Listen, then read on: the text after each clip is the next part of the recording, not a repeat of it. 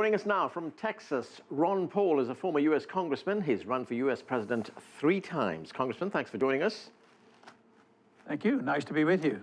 Well, you know what it's like. You've run for president before. We're coming to the end of what has been a very bitter election season with 2 candidates who I think it's safe to say are widely disliked across the country. One of them is going to be declared the winner most likely late on Tuesday night or perhaps the day after. Does it matter to you who emerges victorious? In a mild sort of way, but generally speaking, over the many decades I've been involved in politics, I've come to the conclusion that it doesn't make a whole lot of difference. Although the parties argue between themselves, policies never seem to change. They endorse the same economic system, the same foreign policy, the same monetary policy. But there's a lot of argument and debate goes on, but the spending continues, big government rolls on. So I don't expect a lot of changes. But, you know, the 2 sides can pick little things and say, oh, well, Hillary's better on this and Trump is better on this. But no, I don't expect a lot of difference. I think there's so much momentum going on. I think the momentum of deficit spending and big government, our foreign policy, the monetary policy, and they're really at their end of their ropes. And that's why we've been suffering from a stagnated economy now for 9 years. Because we're at a place where we have to change our philosophy significantly, and nobody's ready to do that because they haven't quite identified that it's the economic philosophy of the country that's at fault, and it's our foreign policy that's at fault, it's our monetary policies at fault, but that isn't even being considered as far as I'm concerned.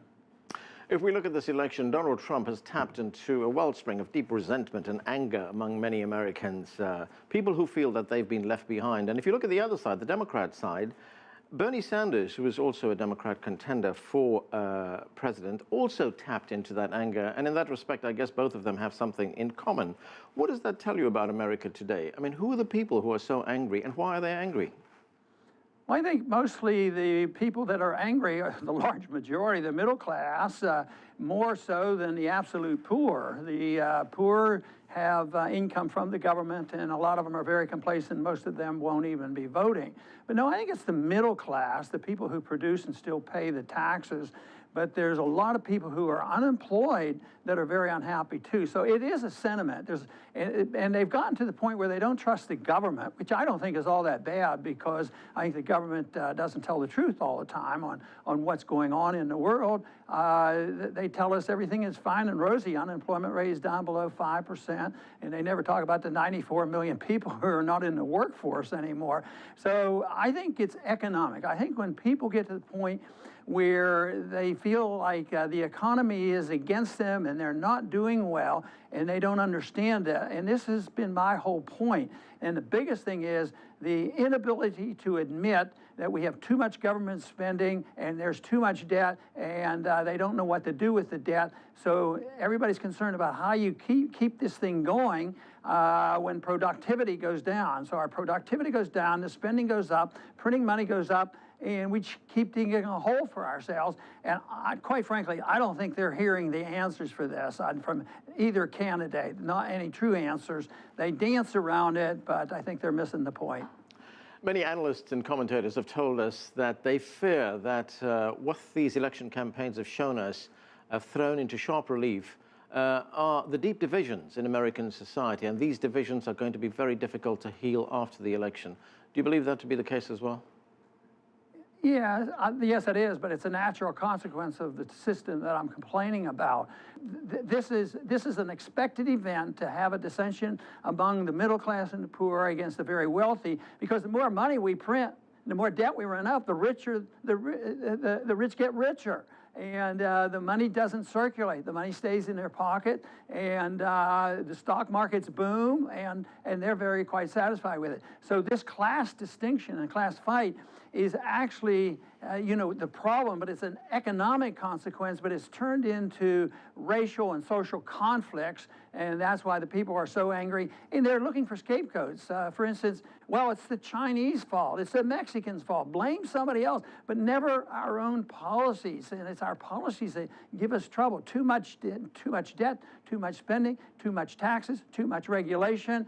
That's why we become non-competitive, and we can't say, well, it's somebody else's fault And I think that's wrong, always blaming somebody else, and for us assuming that we have to sort out every problem in the world, be the policeman of the world, and get involved in internal affairs of many other nations, getting involved in entangling alliances where we have to pay all the bills. The system isn't working, and yet I don't see any reversal coming soon. And certainly there will not be a reversal after this election. Well, talking about getting involved in other nations, the United States has now been waging a war on terror for something like 15 years. It's destroyed entire countries, cost America dearly in terms of lives and treasure lost, trillions of dollars being spent on these wars. Has it made America safer? No, we're less safe than ever. I mean, we've been involved, not 15 years, since 1991, when we first went into the Persian Gulf War.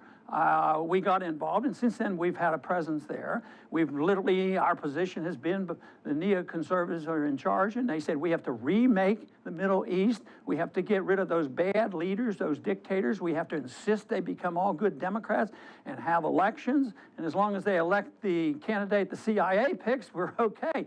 But if they elect somebody we don't like, then we have to go and get rid of him or her. So this is ongoing. We have been way too involved, and the threat of terrorism is really not nearly as great, especially in this country, as they put it out to be. I mean, since in the last 15 years, since 9/11, we've had just a little over 100 people killed by terrorists in this country.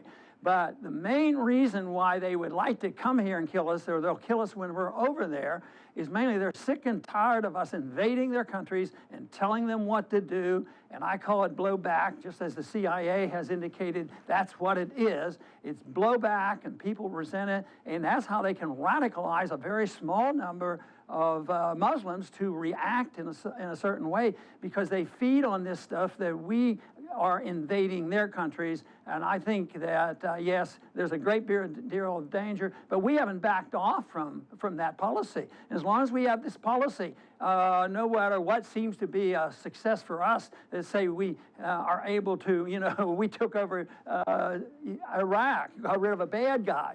But we created chaos over there and a lot of hatred toward us. So I would say the policy of military interventionism is a source of a great deal of conflict and a problem, and it motivates those individuals to join the radical Muslim movement. Is it time in the United States for a strong, powerful third party? Well, I'd like to get a second party because the Republicans and Democrats are the same party. Their policy, they argue over who runs the power and who gets to divvy up the loot. But no, they have the same foreign policy, same monetary policy, the same welfare system policy, intervention overseas, that's all the same. But we go around the world telling the world that we're the exceptional nations and you should be like us and have democratic elections.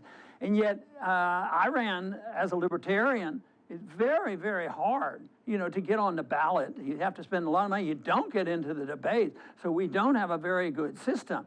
So yes, it would be good to have strong alternatives, but it's not going to come. As a third party candidate, impact was minimal.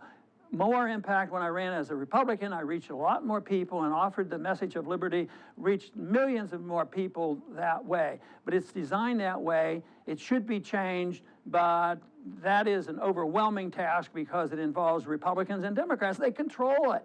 They control the debates, and they control all the legislatures. So they're in bed together when it comes to trying to exclude the representation from an alternative party. Congressman, thanks for joining us.